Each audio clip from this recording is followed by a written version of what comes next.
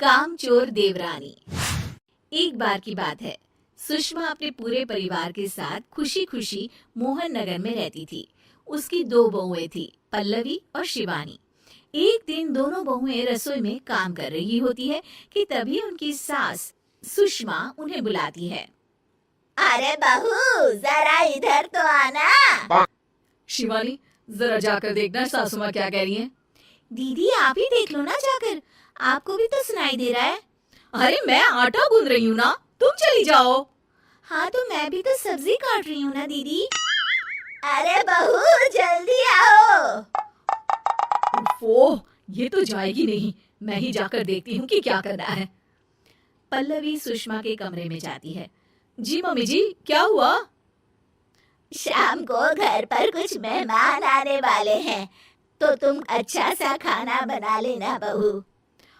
ठीक है मम्मी जी, आप बता दीजिए क्या क्या बनाना है और कितने लोग आ रहे हैं। सुनील की मौसी जी और उनका पूरा परिवार आ रहा है। कुल मिलाकर 3 लोग और हमें मिलाकर हुए 9 लोग। तो अभी से ही तैयारी करना शुरू कर दो। और हाँ, घर की सफाई भी कर देना, हाँ, अच्छे से। जी मम्मी जी, सब काम हो जाएगा, आप चिंता मत कीजिए। पल्लवी शिवानी को घर में मेहमान आने वाले हैं इसके बारे में बताती है। क्या 9 लोगों का खाना बनाना होगा, घर की सफाई करनी है? बाप रे, सासू माँ ने तो हमें घर की नौकरानी ही समझ कर रखा है।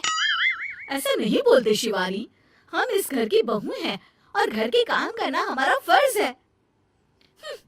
दीदी तो है ही सासू माँ की चमची, जब देखो सासू माँ सासू माँ। मैं तो इतना सारा काम नहीं करने वाली।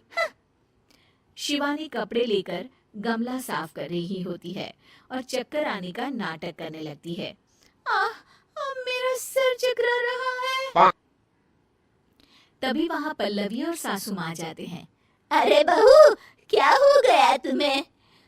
मम्मी जी, बहुत तेज सर में दर्द हो रहा है। तुम एक काम करो शिवानी, आराम कर लो। नहीं नहीं दीदी, घर में मेहमान आने वाले हैं, मुझे आपकी मदद करनी चाहिए। अरे कोई बात नहीं शिवानी, तुम आराम कर लो, मैं सब काम कर लूंगी। ठीक है दीदी, अगर आप इतना कह रही हैं तो आराम कर लेती हूँ। शिवानी आराम से अपने कमरे में मैगजीन पढ़ रही होती है। इसे कहते हैं आराम की जिंदगी। इतना सारा काम। चलो सारा काम खत्म हो गया, शिवानी को देख आती हूँ। शिवानी अपने कमरे में ईयरफोन में गाने सुनते सुनते सो जाती है और उसके साइड में मैगजीन भी रखी होती है। पल्लवी वहां आ जाती है और वो सब देखती है। ओहो, तो मतलब सब काम चोरी का बहाना था। अभी बताती हूँ इसको। घर का सारा काम मुझे करना पड़ा और ये महारानी यहाँ मैगजीन पढ़ रही है, गाने सुन रही है। पल्लवी रसोई से एक प्लेट और चम्मच लेकर आती है और शिवानी को थाली बजाकर उठाने लगती है। शिवानी अचानक से उठती है। उठ गई महारानी, गाने भी सुन लिए, मैगजीन भी पढ़ ली। तुम तो बहुत बड़ी झूठी निकली शिवानी। तुमने सर दर्द का बहाना बनाया ताकि काम करने से बच सको। हाँ बनाया बहाना, तो क्या करती, इतने सारे काम करती। मुझे कोई शौक नहीं है चापलूसी का। क्या चापलूसी? तुम्हें लगता है कि मैं सारे काम चापलूसी के लिए कर रही हूँ? नहीं तो क्या। तभी वहाँ सासू माँ आ जाती हैं।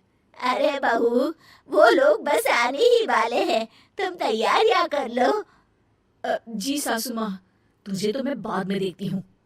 सब खाना खाने बैठते हैं और खाना शुरू करते हैं। तभी सुनील की मौसी बोलती है। वाह भाई वाह, खाना तो बहुत ही अच्छा बना है सुषमा जी, एक एक चीज में क्या स्वाद है। ये सुनकर शिवानी मुंह बना लेती है। उसे अपनी जेठानी की इतनी तारीफ रास नहीं आती। आपकी बहुएं तो बहुत ही अच्छा खाना बनाती हैं। हाँ, बनाती तो दोनों ही अच्छा है, पर आज ना ये सारा खाना बड़ी बहू ने बनाया है। छोटी बहू की तबीयत ठीक नहीं थी, सो इसलिए। मानना पड़ेगा सुषमा जी, आपकी बड़ी बहू तो बहुत ही गुणवान है। पल्लवी की तारीफ सुनकर शिवानी को जलन होती है। पल्लवी ये सुनकर खुश हो जाती है और शिवानी की तरफ देखकर उसे चिढ़ाती है। कुछ देर बाद मेहमानों के जाने का वक्त हो जाता है। मौसी जी सबके लिए उपहार लाई होती है। वो सबको शगुन के पैसे देती हैं और अंत में पल्लवी के पास आती है। तुम्हारे लिए शगुन का लिफाफा तो है ही, पर बहू तुम्हें एक और उपहार भी मिलेगा इतना अच्छा खाना बनाने के लिए। मौसी अपने सोने की कंगन निकालकर पल्लवी को पहना देती है। ये लो, ये मेरे मनपसंद कंगन है, अब से ये तुम्हारे हुए। धन्यवाद मौसी जी। ये देखकर शिवानी तो पूरी तरह से जल जाती है और गुस्से से रसोई में चली जाती है। तभी वहां पल्लवी आ जाती है और उसे अपने कंगन दिखाने लगती है। देवरानी जी, अब आपका सर दर्द ठीक तो है ना?